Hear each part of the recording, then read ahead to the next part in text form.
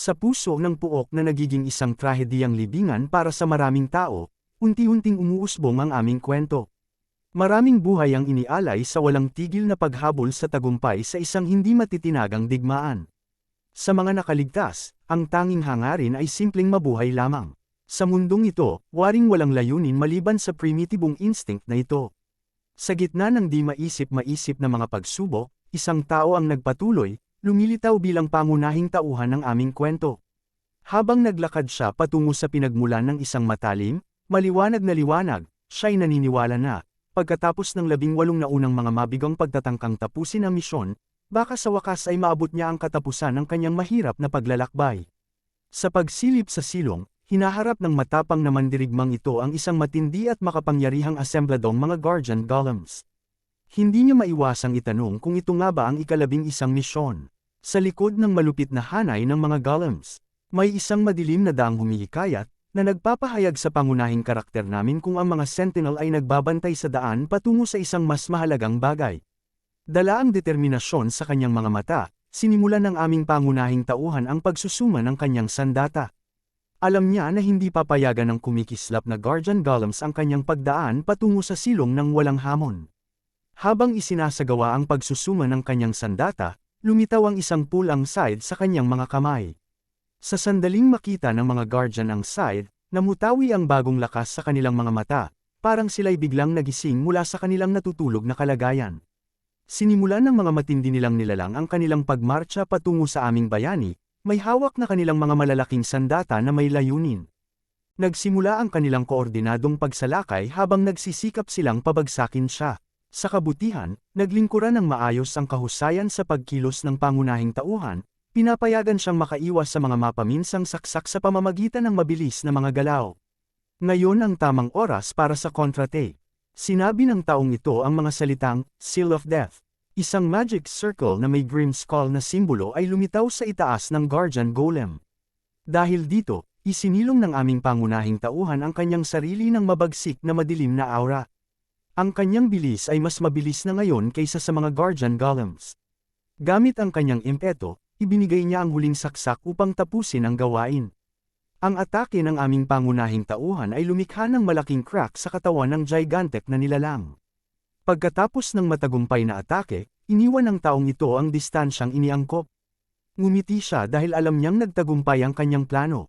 Ang pag-atake sa isang kalaban na may kasanayan sa Seal of Death ay magdudulot ng reaksyon. At iyon ay wala ng iba kundi ang pagtaas ng pinsala ng 100%. Isang guardian golem ay ngayon ay wakas ng natalo. At pagkatapos makita ito, lahat ng natirang golems ay sumugod patungo sa aming pangunahing tauhan. Mukha siyang maliit na insekto sa harap ng mga gigantic na halimaw. Ngunit hindi siya lubos na nangangamba. Habang nakatulay sa kalagitnaan ng himpapawid, nag-charge ang aming pangunahing tauhan ng kanyang sandata ng mabagsik na madilim na aura na layuning kontrahin ang mga banal na nilalang. Ang kasanayang ito ay tinatawag na Night of Death. Ang mga guardian golems ay unti-unti nang napapalibutan ng kumpletong kadiliman. Ang maliwanag na ilaw na ibinibigay ng templo ay nauubos. Ang kasanayang ito ay gumawa ng mga banal na nilalang na hindi makakita ng kahit ano. At dito pumasok ang aming pangunahing tauhan na may malakas na saksak. Ang isang atake na iyon ay lumikha ng malaking halaga ng enerhiya na maaaring patayin ang buong hukbo ng mga halimaw. Kahit na nagtagumpay siya sa kanyang atake, itinaguyod pa rin ng taong ito ang kanyang pagkatahimik. Nalantad noon na kahit sa paggamit ng malupitang atake, ang mga guardian golems ay hindi nabawasan kahit porsyento. Ang mga nag-charge na mga arrow na inihanda ng mga banal na nilalang ay ipinadala sa aming pangunahing tauhan. At halos siyang nasaktan. Bawat atake ay may imbued na pure energy attribute ng yelo at apoy. Ang aming pangunahing tauhan ay nahihirapan na kaya naisip niyang dapat niyang taasan ang kanyang bilis muli. Siya'y lumundag patungo sa mga guardian golems upang harapin sila ng diretso. Ang lalaking ito ay ngayon ay may nakuha ng sobrang bilis na kahit pinagduduhan siya ng mga imahe ng sarili na naguguluhan ng mga golems. At upang kontrahin ang paraang ito, ang isa sa mga golems ay naglagay ng maraming arrow sa kanyang bow. Ang mga arrow na umabot pa sa bilis ng ilaw ay halos lahat ay tumama sa mga ilusyon na nilikha ng aming pangunahing tauhan. Ngunit kahit sa ganitong kritikal at matindi na sitwasyon, may luho pa rin siyang ngumiti at inaasar ang golem. Inangkin niyang mas maraming atake ang kailangan ng banal na nilalang na ito para tamaan siya. Ang mayabang na ngiti sa kanyang mukha ay biglang nawala nang maglaho ang maliwanag na ilaw sa ilalim niya. Iniisip ng aming pangunahing tauhan na may hindi inaasahang magic seal sa lupa. Ang bitag na ito ay sumamon ng malaking yelo na humawak sa lalaking ito. Ang bilis na ipinagyabang niya, ilang segundo na ang nakakaraan ay wala na. Sumubok siyang give-in ang yelo, at ito ay unti-unting nagpakita ng mga crack. At habang siya'y patuloy na sumusubok na makawala, lumapit ang mga guardian sa kanyang kinulong na pangunahing tauhan. Ang isa sa kanila ay humawak ng malaking spear at paparating ng magbigay ng malakas na saksak. Ang yelo ay hindi pa rin naglalaho, ngunit mas naging halata na ang mga crack. At iyon ay hanggang sa ang mga mata ng lalaking ito ay naging mas pula. Nag-activate ang aming pangunahing tauhan ng isa pang kasanayan na tinatawag na Moonlight Destruction. Ang pader ng yelo na humawak sa kanya ay binarina sa kalahati ng red light na ito. Ang atake ay umabot din sa Guardian Golem na nasa harap ng aming pangunahing tauhan. Ito na nga ang tunay na lakas na hawak ng lalaking ito sa buong oras. Ang pagsusumite ng kasanayan ay nag-transform at nag-upgrade din ng ilang kanyang kagamitan. Inangkin niyang ang sitwasyon ay lubos na nagpalapit sa kanya sa pagtatagumpay ng misyon.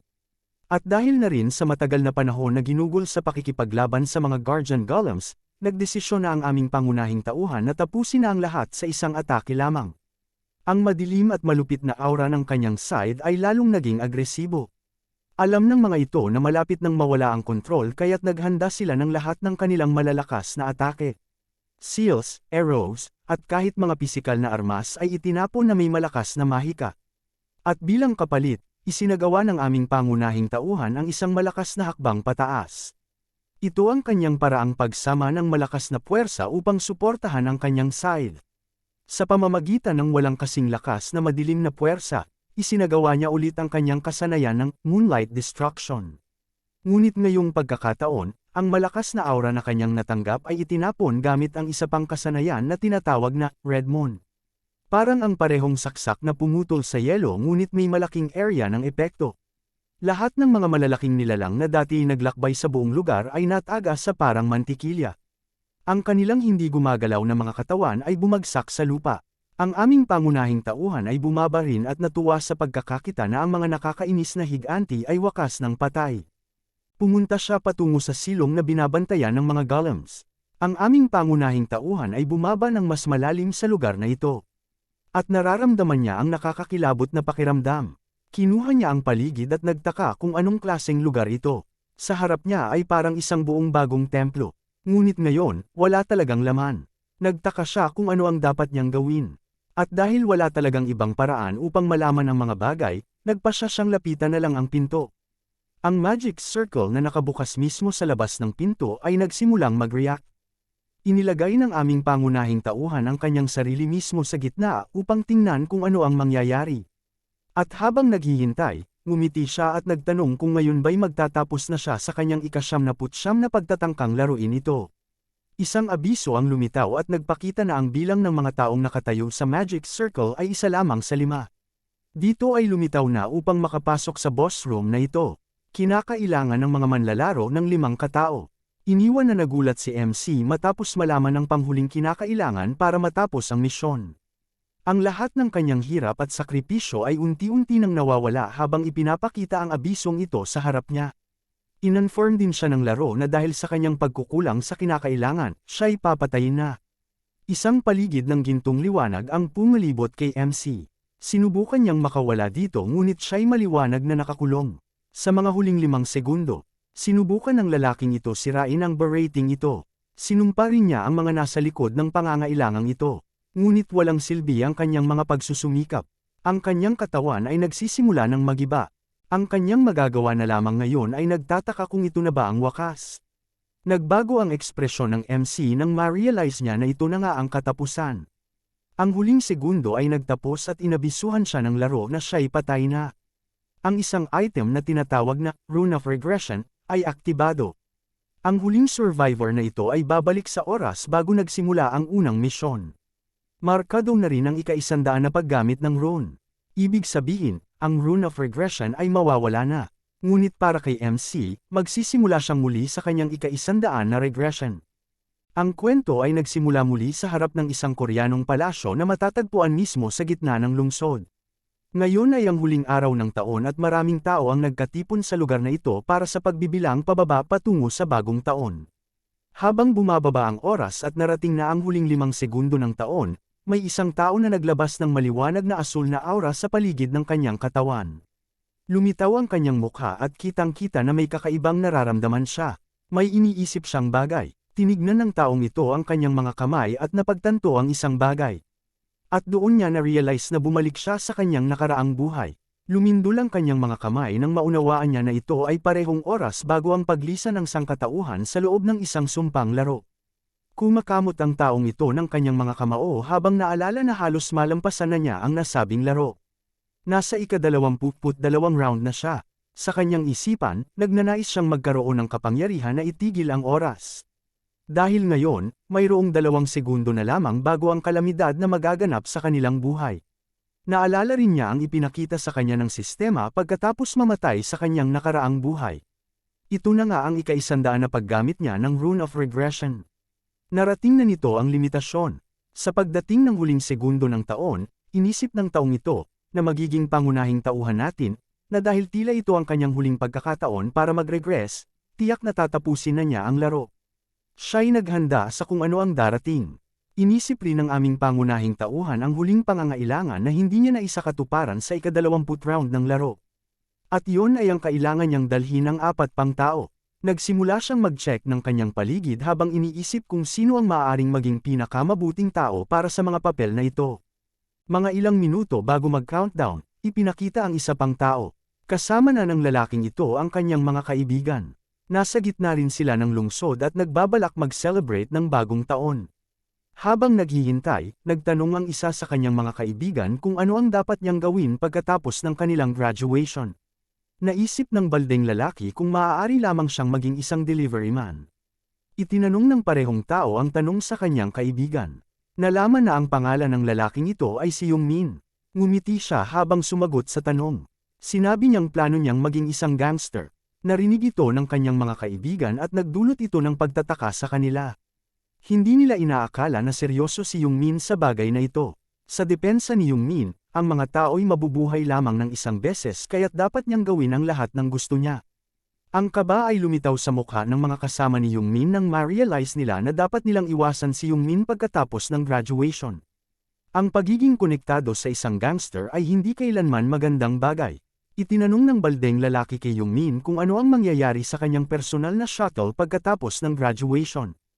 Ang tanong na ito ay bumuo ng imahe ng isang dukhang at malungkot na lalaki sa kanyang isipan. Tumawa si Youngmin habang inilabas na hindi niya pahihintulutan ang kanyang shuttle na umalis kahit pagkatapos ng graduation. Sumama ang kanyang mga kaibigan sa tawanan dahil nakakatawa nga ito. Dagdag pa ng isa na dapat niyang laruin ang lalaking yun hanggat gusto niya. At habang sila'y nag-uusap tungkol sa shuttle, isa sa mga kaibigan ni Youngmin ang nagbigay alam na nakita niya na ang taong yon. Sa parehong oras, ang katawan ng aming pangunahing tauhan ay nababalot ng maliwanag na ilaw. Ang parehong 5 segundo na bumalik siya sa kanyang ika-100 na pagkakataon. Ngumiti si Youngmin at kinumpirma na tama ang kanyang kaibigan. Ngunit habang nakatitig siya sa taong dati inaasar nila noong high school, may kakaibang nararamdaman siyang hindi katulad ng dati. Nalilito si Youngmin. Ang taong ito ay hindi ang dating shuttle na kanyang kilala. Ang mukha ng aming pangunahing tauhan ay may mas kumpiyansa ngayon at tila mas matanda. Tumapang din siya na tinitigan si Youngmin. Sinabi nito na tunay nga at iba siya kumpara sa dati niyang sarili. Nainis si Youngmin dahil ito ang unang pagkakataon na ginawa ito ng aming pangunahing tauhan. Nagtangkang turuan siya ng leksyon pero pinigilan siya ng kanyang mga kaibigan. Inalala nila sa kanya na opisyal ng unang araw ng taon at marami siyang pagkakataon sa hinaharap. Nagpasya si Youngmin na palampasin na lang ang pagpaparusahan kay MC para sa araw na ito. Nagsama-sama ang 4 sa kanila at nagpatuloy sa kanilang pagdiriwang, sapagkat naisip nila na sila'y mga adult na ngayon. Batiin din nila ang isa't isa ng maligayang bagong taon. Ngunit biglang may narinig na misteryosong tinig na nagsabing nakakatuwa ang mga tao. Sinabi ng tinig na ito na ang mga tao ay naglakas loob na ipagdiwang ang bagong taon kahit na hindi nila alam ang kanilang sitwasyon.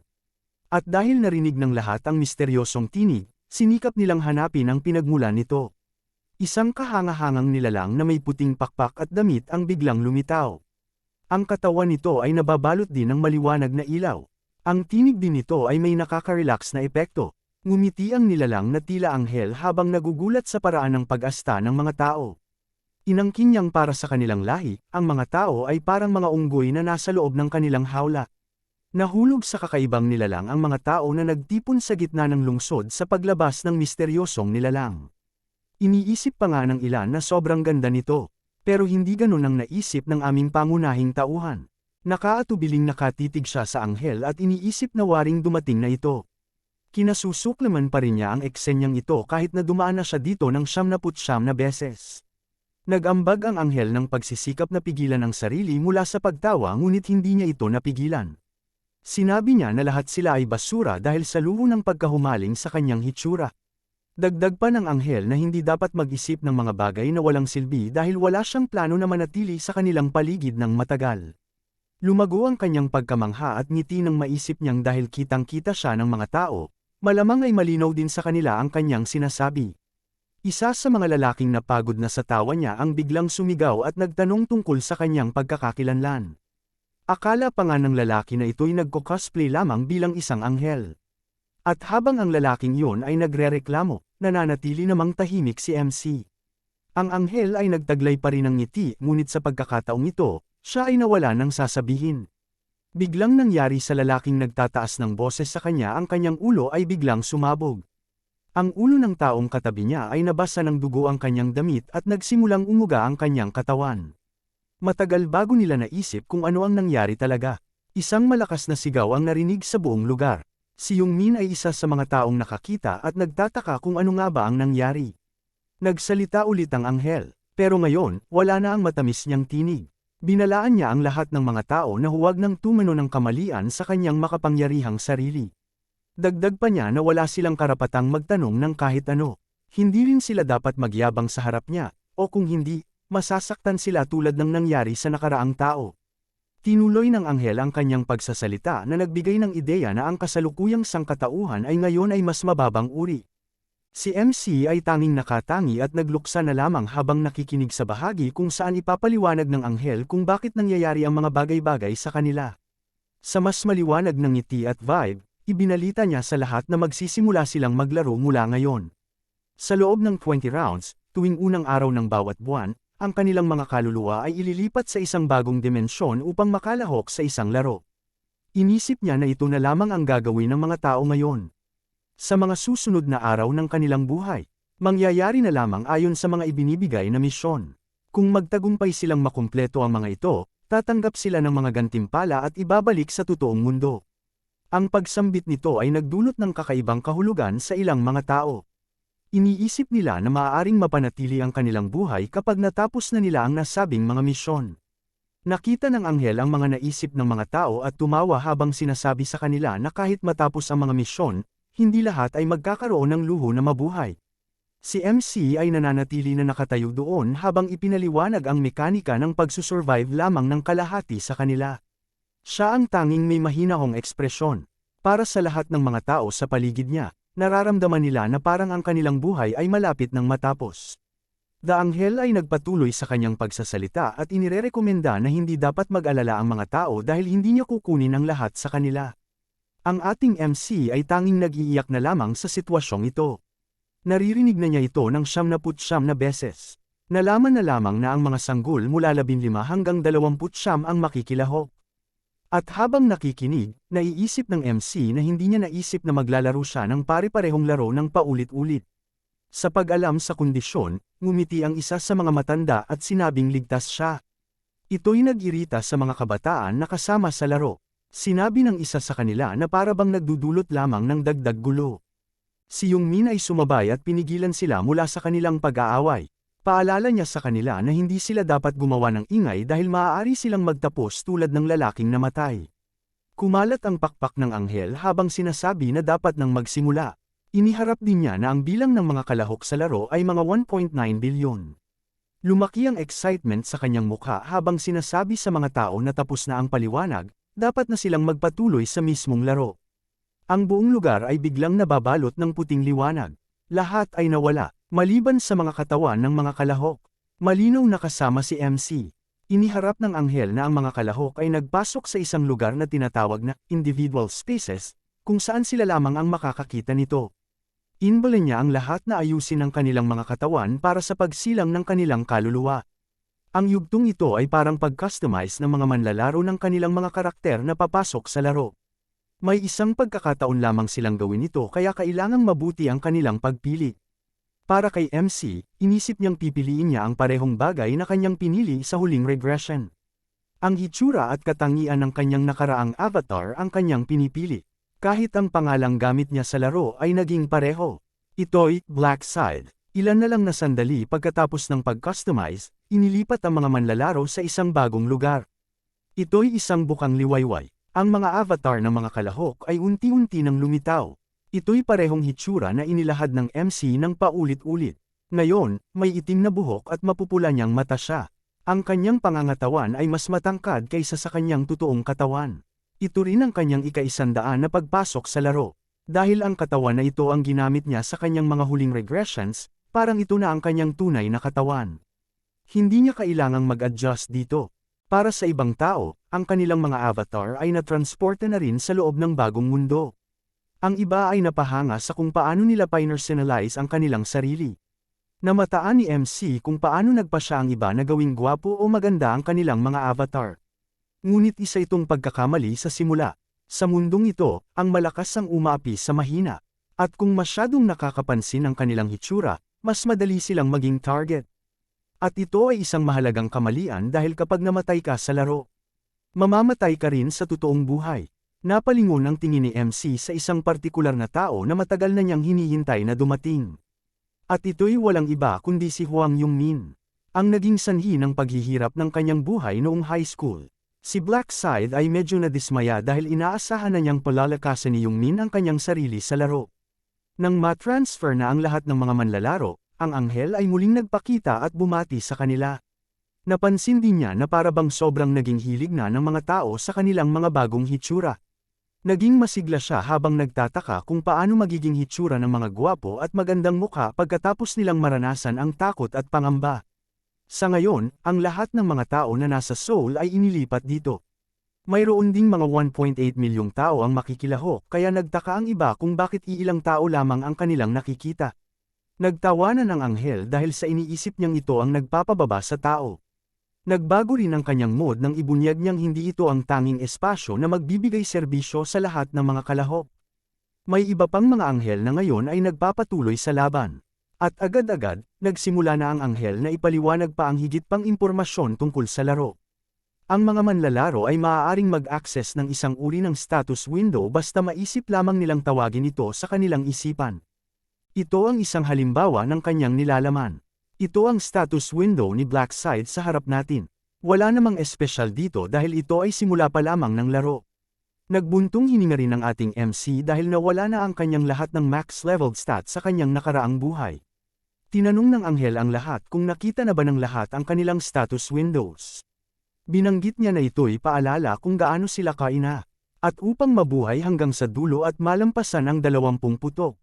Ang kailangan lang gawin ay maging mas malakas. Kapag may nakakamit ng tagumpay, ipinakita ng anghel na ang gantimpala ay anuman na naisin nila. Bukod dito, sila ay hindi nasasali sa mga laro sa hinaharap. Marami ang nag-isip ng kanilang mga ninanais.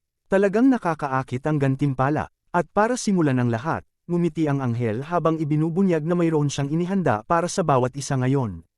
Nag-access ang mga manlalaro ng kanilang inventories at nakakita ng kakaibang bagay. May isang item na inilagay, isang random rune. Inipaliwanag ng anghel na itong rune ay maaaring gamitin lamang isang beses. Pwede itong gamitin kahit level 1 pa lang ang isang manlalaro. Ito ang unang item na ibinigay sa kanila. Pwedeng kainin ang item na ito kapag naiisip nila ang salitang, gamitin, sa kanilang isipan. Si Yongmin ang unang gumamit at nagulat sa kanyang nakita. Nagtawanan ulit ang anghel nang mapansin niya na hindi lahat ng mga manlalaro ay natutuwa sa mga bagay na nakuha mula sa rune. Ipinaliwanag niya na wala silang magagawa kundi tanggapin ito dahil ito ang kanilang kapalaran. Pagkatapos ipaliwanag ang runes, kumaway siya ng kanyang mga daliri, nag-uumpisa na ang tunay na laban. Nagsimula ang mga light particles na materialize sa buong lugar. Ini-inform ang lahat ng manlalaro sa isang abiso tungkol sa kanilang unang misyon. At ito'y isang bagay na inaasahan ng mga manlalaro sa simula ng laro. Ang kanilang kailangan gawin ay patayin ang 100 goblin bawat isa. Sa lahat ng mga kalahok sa buong mundo, tanging kalahati lang sa kanila ang papayagan na mabuhay pagkatapos ng putok na ito. Ilang saglit pa, isang goblin ang unang isinuman. Nakita ito ng mga manlalaro at sinabi nila na ito'y tila isang virtual reality game.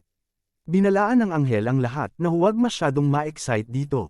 Ito'y dahil isang dami ng mga ito ang isinuman niya sa isang iglap. Ang buong lugar ay nagsisimulang punuin ng mga rayos ng liwanag.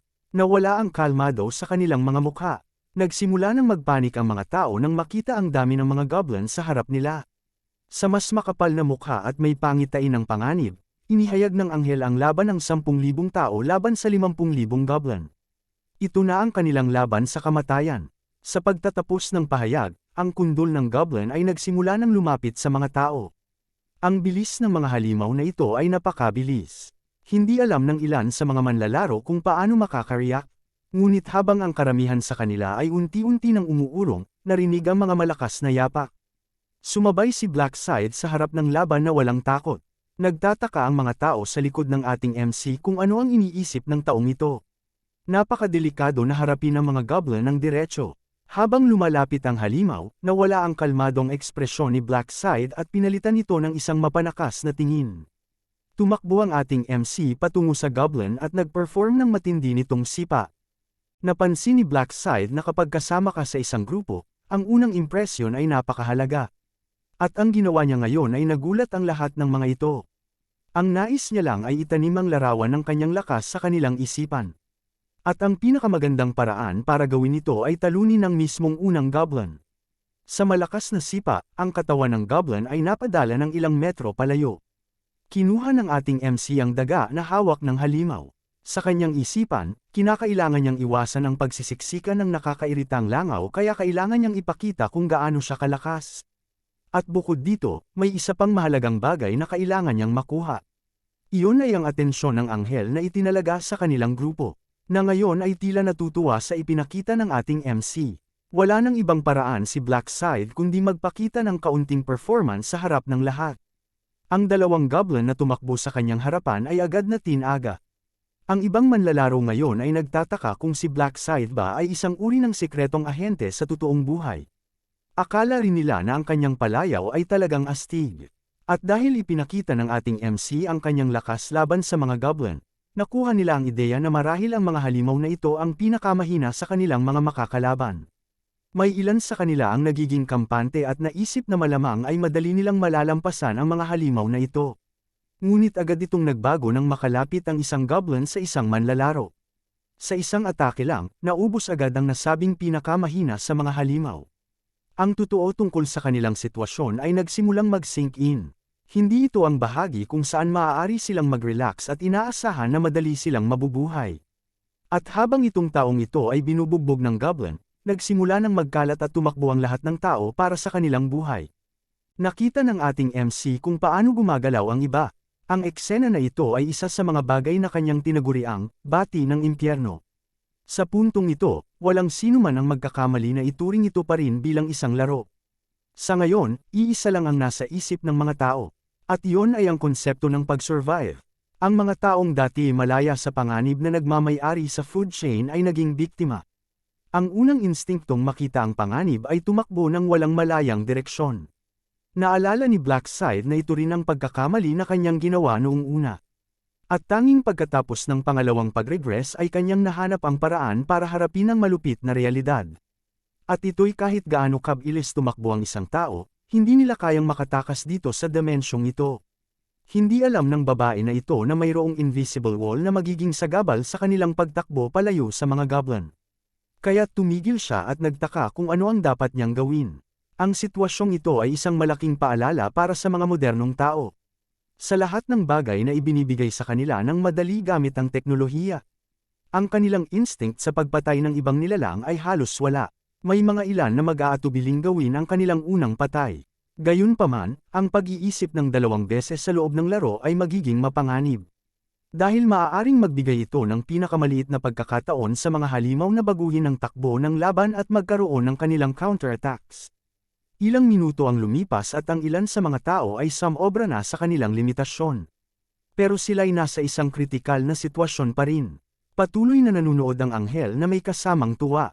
Itinuturing niyang ang mga goblin ay maaaring maliit lang tulad ng isang batang tao ngunit mahirap pa rin para sa mga manlalaro na patayin sila lalo na kapag sila ay dumadating ng sabay-sabay at may dalang mga daga. Ngunit habang ang karamihan sa mga tao ay nag-aalitang, isang tiyak na individual ang kanyang napansin. At ito ay si Blackside. Ito'y nagtaka sa kanya kung ano ang koneksyon ng taong ito. Binantayan ng anghel ang kanyang progreso at natuklasan na ang aming MC ay nakapatay na ng 70 na goblin. Naiinis siya dahil ang sistema ay maaaring ipakita lamang ang progreso ng manlalaro na ito sa kanya. Wala pang iba, wala pang kulang. Ngunit nagpasya siyang palampasin itong isyo dahil hindi niya inaasahan na ang ilang simpleng tao ay magiging interesado sa kanya na parang isang maginoo. Ang laban-laban sa mga halimaw ay nagpatuloy. At tuwing pinapatay ng isang manlalaro ang isang goblin, nakakakuha sila ng experience points at gold. Ito'y magbubunga ng pag-level up nila. Sa progreso ng ating MC, siya ay nakapatay na ng 75 na goblin. At patuloy siyang nagpapakita ng kanyang kahangahangang kakayahan habang uma-avoid ng lahat ng mga armas ng goblin. Isang bagong pagsugod ng kumpol ng goblin ang nagaganap. Ngunit bawat isa sa kanila ay agad na sumalubong sa mabilis at malakas na saksak ng kanyang dagger na Blackside.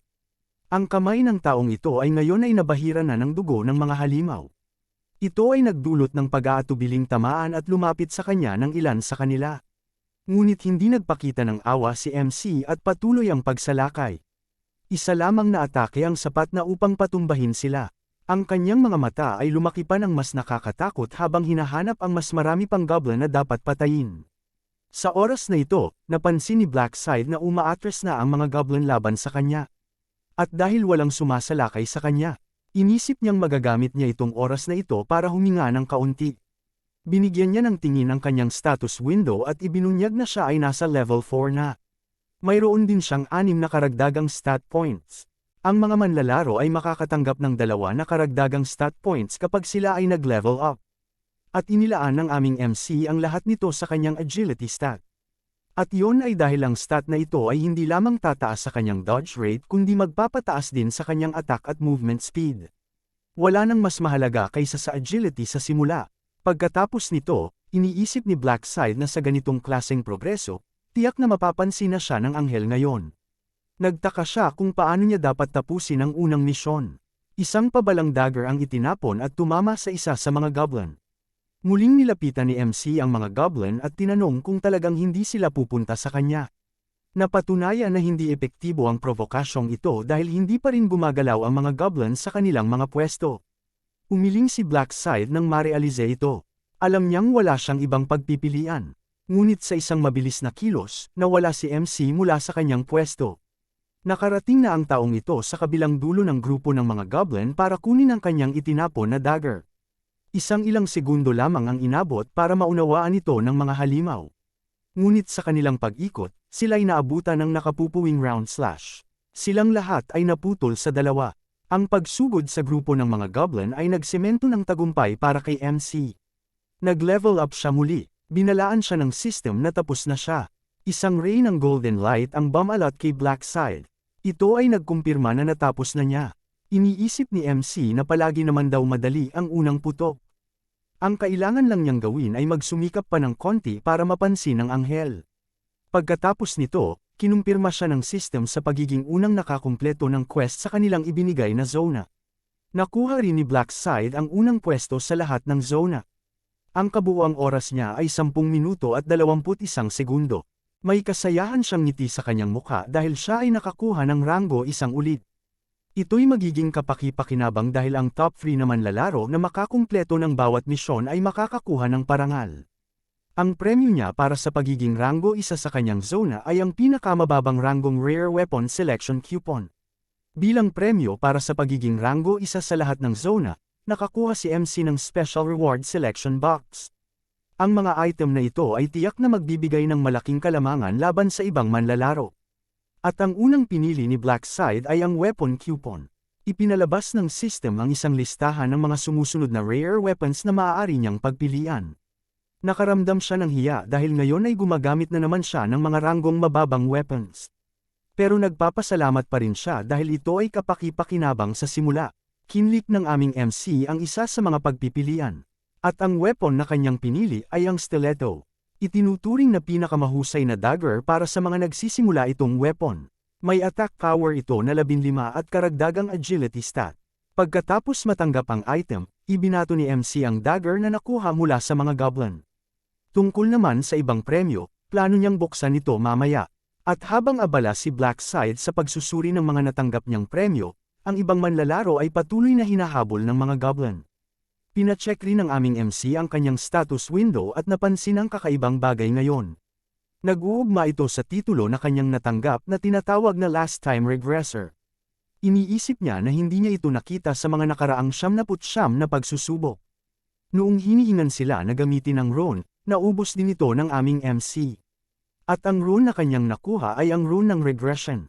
Ito ay pareho ng nakuha niya noong unang beses. Ito ang item na nagpahintulot sa kanya na makarating sa puntong ito. Pagkatapos ng pagkakain, agad na na-imprint ang rune sa kanyang katawan.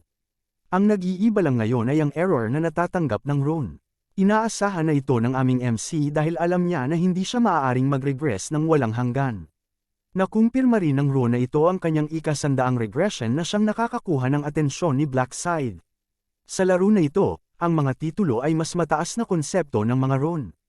Ang Last Time Regressor ay maaaring makuha lamang sa ikasandaang regression ng isang tiyak na tao. Ito'y magbibigay sa gumagamit ng pagkakataon na manatili sa soul form ng 1 minuto. Ang gumagamit ay maaaring muling mabuhay sa anumang oras na ninanais nito nang may naibabalik na kalusugan. Naalala niya na ang skill ng muling pagkabuhay ay maaari lamang makita bilang skill ng pari. Kahit na yon ay nagbibigay lamang ng 30% na pag-restore ng kanilang kalusugan. Iniisip ng aming MC na ang titulo na kanyang nakuha ngayon ay talagang magiging kapaki-pakinabang. At ang pagkakaroon ng ganitong bagay sa kanyang pag-aari ay tunay na makakatulong sa kanya upang malampasan ang laro ngayong pagkakataon. Dahil sa itong titulo ay tila isang kakaibang uri at tila napaka-rare, nagpasya si Blackside na ito ay itakda sa pribado. Ang setting na ito ay magpapigil sa ibang manlalaro o nilalang na makakakita ng impormasyong ito. Nagbigay ng pag-extend si MC ng kanyang mga kamay dahil naisip niya na ang ibang manlalaro na nakapasa na sa misyon ay malapit ng lumabas. Nagtataka rin siya kung paano kaya nagawa ni Yungmin. Habang hinahanap niya ang lugar, nakita niya ang isang lalaki na sa kanyang palad ay nakapanatili. Iniisip ni Blackside na malamang, si Yungmin ay muling makakaraw sa round na ito. Matapos ang ilang sandali, maraming ginto ang sumulpot sa buong lugar. Ang anghel ay patuloy na nagmamasid at ngumiti sa palagay niyang boring na labanan sa kanyang panlasa. Ayon sa kanya, nabawasan talaga ang bilang ng mga goblin dahil mas marami ng tao ang nakapatay ng 100 sa kanila. Ang thrill ng pakikipaglaban sa isang hukbo ng mga halimaw ay nawala na. Inamin ito ng banal na nilalang at humingi ng paumanhin para sa kanyang pagkakamali. Pangako niya na gagawin niya itong mas masaya muli. Ang mapanuya niyang mga salita ay nag-iwan ng ibang mga natirang buhay na nagtutulo ng luha. Alam nila na ito'y nangangahulugang may ibang gulo. Samantalang ang mga bangkay ng mga patay na manlalaro ay nagsisimulang maglaho. Napansin ito ng mas marami at nagtataka kung bakit nangyayari ito. At habang sila'y nag-aalala para sa kanilang mga kaibigan at kasamahan, isang maliwanag na ilaw ay muli na namang isinumpa. Ito ang unang beses na ang pagkakakita sa Golden Light ay hindi na nangangahulugang kaligtasan. Isa pang pumalaot na grupo ng goblin ang nagsimulang dumadaan sa mga manlalaro. Ang kanilang mga mukha ngayon ay puno na ng takot. Sila'y pagod na mula sa nakaraang batch. Inilabas ulit ng anghel ang kanyang malakalokohan na mukha at sinabihan silang inirefill niya ang isa pang 50,000 goblin para sa mga tao na ito ang makikinabang. Dahil wala silang ibang pagpipilian kundi ang lumaban, harap-harapan silang hinarap ng mga natirang manlalaro. Ang mapayapang bakasang field ay agad na naging marahas. Ang mga halimaw ay ginawa ang kanilang makakaya upang tuparin ang kanilang papel sa misyon. Ngunit sa parehong oras, ang mga manlalaro ay nangangagat ng kanilang mga ngipin at nagsusumikap na mabuhay. Habang lumilipas ang oras, dumarami ang bilang ng mga tao na pumasa sa misyon. Ipinalabas din si Yungmin ngunit itong taong ito ay gumamit ng ibang tao bilang kanilang pananggalang laban sa atake ng mga goblin. Sa kagipitan ng oras, kailangang gumamit ng kakaibang paraan. May dagdag pang 1,000 kalahok ang pumasa. At habang ang lahat ng ito ay nangyayari, tahimik na nakaupo si Blackside at itinikom ang kanyang mga mata. Nagsawa na siya sa eksena na ito. Ang mga taong nawawala ng buhay ay naging pangkaraniwan na dahil ito na ang kanyang ikasandaang paglalaro ng laro. Pagkatapos na ang mga kalahok ay pumasa, hindi sila pinahihintulutan na tumulong sa mga natitirang kalahok sa misyon. Ang anghel ay patuloy na nagmamasid dito na para bang ito'y isang uri ng pampalipas oras. Ilang saglit ang lumipas at binuksan ni MC ang kanyang mga mata. Ito ay dahil naabisuhan sila na ang buong 5,143 na kalahok ay nakaraos na sa misyon. May mga swerteng natirang buhay ngunit hindi nakapagpatay ng 1,000 na goblin ang nagtataka kung saan napunta ang lahat ng mga halimaw. Kinuha ng anghel ang kanilang atensyon at inanunsyo na natapos na ang quest. Saka siya nagsimula ng paghingi ng tawad sa mga hindi swerteng natirang buhay dahil ang susunod na mangyayari ay ayon sa mga patakaran ng laro. Nagsimulang maglaho ang kanilang mga katawan. Ito'y mga taong nakatakda ng mamatay. Ang iba'y nagmakaawa para sa isa pang pagkakataon dahil kulang na lang ng ilang goblin ang kanilang kailangan patayin. Ngunit hindi naririnig ang kanilang mga pakiusap. Kumaway ang banal na nilalang ng kanyang mga kamay habang natapos ang unang yugto ng laro. Sinabi niya sa mga natirang nakaligtas na dapat silang lahat ay masaya dahil pumasa sila. Ngumiti siya habang binabati ang natitirang mga tao. Wisyang din sa kanila ang pinakamahusay na kapalaran sa susunod na misyon. Bago umalis ang mga manlalaro, ipinakita ang resulta ng misyon. Ang unang pumangalawa ay ang aming MC. Tungkol naman sa ibang manlalaro, lahat sila ay may mga nakakatuwang pangalan. Ipinahayag ng sistema ang tagumpay ni Blackside. Dagdag pa na 1,000 ginto ang ibibigay sa kanya bukod sa 2 naunang premyo. Tinanggap ni MC ang ginto at inabisuhan siyang magagamit niya ito para bumili ng mga item kapag umabot siya ng antas 10. Napansin niyang may mas marami ng mga mata na nagiging maingat sa kanyang presensya. At yun talaga ang plano niya. Gusto niyang ipakita sa lahat na siya ang nangunguna. Sumabay ang anghel at binanggit na hindi niya inaasahan na ang Mangganguna ay nasa kanyang zona. Pagkatapos ay tinanong niya si Blackside at gusto niyang sagutin ang kanyang tanong. Itinanong ng banal na nilalang kung paano siya naging malakas at tinanong kung mayroon siyang natanggap na malakas na ron. Pero bago pa siya makumpleto sa kanyang tanong, huminto siya at inisip na ang tanong na ito ay isang pagkakamali. Pinakialaman nito ni Blackside at tinanong kung makikita ba niya ang kanyang rune sa kanyang status window. Nagpanik ang anghel at sinungaling tungkol dito. Pinretend niyang nakikita rin niya ang rune na nakuha ni MC. Pero ang tanging nakakaalam na ito ay isang palusot ay si Blackside na ngumiti lang sa kanya at hindi sumagot sa kanyang mga tanong. At upang baguhin ang takbo ng sitwasyon, kinuha ni Blackside ang atensyon ng anghel at humiling ng tulong. Ang sitwasyon na ito ay nagiging mas unpredictable na para sa anghel. Wala siyang ideya na ang taong ito ay nakatira sa parehong sitwasyon ng 79 na beses. Naramdaman niyang binabantayan siya ni Yungmin. Ito ay naguguluhan si Yungmin at nagtataka kung mayroong hindi siya nauunawaan. Ngunit saka nga, nagpatuloy si MC sa kanyang paglakad habang mingiting nasa kanyang mukha. Sa kabilang banda, malayo na ang narating ng dalawang ito mula sa ibang mga kalahok. Ngayon, nasa loob na sila ng kagubatan. Sinabi ng anghel kay MC na lumakad itong mas malapit sa kanya dahil naiinis na siyang tinitingnan kung kasama pa siya. Sa kanyang likuran, iniisip na niya na mababa lang ang tingin niya sa mga tao. Akala niya, kailangang sigawan ng lahi na ito bago maintindihan ang mga bagay. Tinatawag pa niya silang sakim at tanga. Samantalang naglalakad, iniisip niya na wala siyang magagawa sa mga premyo dahil hindi naman siya ang nagtakda ng mga ito. At dahil sa tingin niya na naging labis na sakim si Blackside, plano niyang turuan ito ng leksyon. Sa likod ng bato na iyon ay ang lugar kung saan hindi sila madedetect ng sistema. Kaya't plano niyang patayin siya kapag narating na nila ang puntong iyon. Alam ng anghel na magkakaroon ng mga consequence kung malalaman ng mga nasa mataas na pwesto na pinatay niya ang isa sa mga kalahok dahil sa personal na dahilan. Pero ngayon, napipikon siya ng sobra at hindi na niya kayang tiisin. At para masigurong maging perpekto ang kanyang plano, ini-isolate niya si MC para walang saksi. May kakaibang ngiti ang anghel habang napapa-excite. Iniisip niyang dapat sana'y naging tahimik na lang ang taong ito. Biglang humarap siya para tingnan si MC. Tinanong niya ito kung anong uri ng premyo ang inaasahan niyang makamtan. Ngunit habang nakatutok siya kay Blackside, lahat ng kanyang nakita ay isang kamaong bumabalik sa kanya ng napakabilis patungo sa kanyang mukha. At ang nakakatutuwa na suntok ay damapo. Pantay at tuwid. Ito ang uri ng pangunahing tauhan na hinihintay ko. Kahit anong uri ka pa, anghel man o Diyos, ang mga taong nagpapakita ng masasamang ugali ay dapat turuan ng leksyon.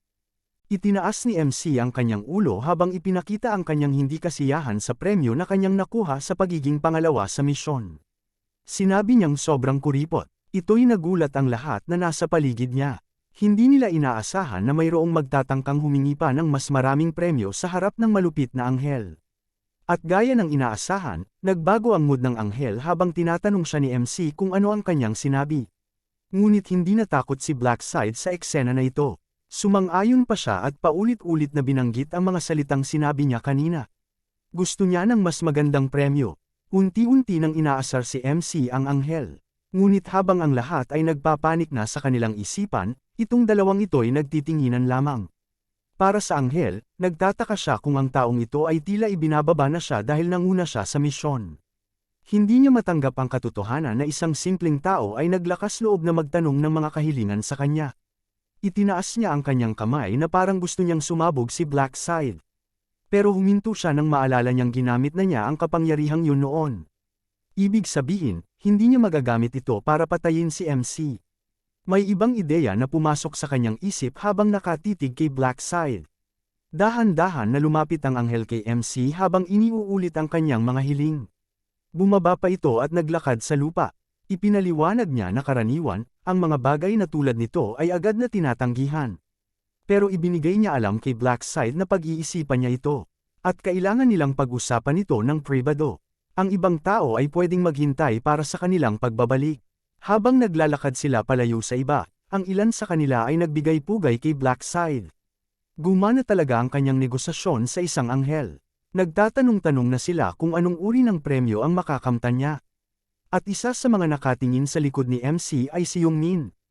Ang Holy Angel ay biglang naging holy shit sa isang saglit. Deserve mo yan, girl.